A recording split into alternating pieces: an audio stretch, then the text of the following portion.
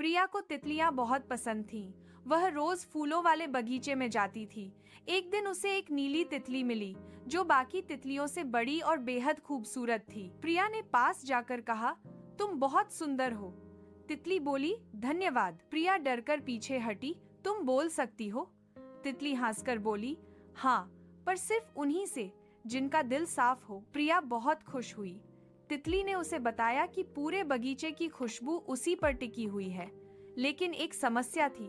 पास का नाला बगीचे में गंदा पानी ला रहा था और फूल सूख रहे थे। प्रिया ने सोचा कि वह कुछ करेगी।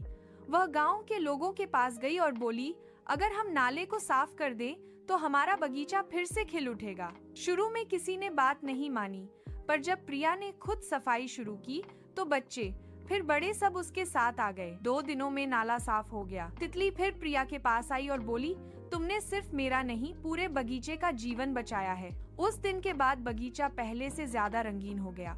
लोग उसे बगीचे की रक्षक कहने लगे।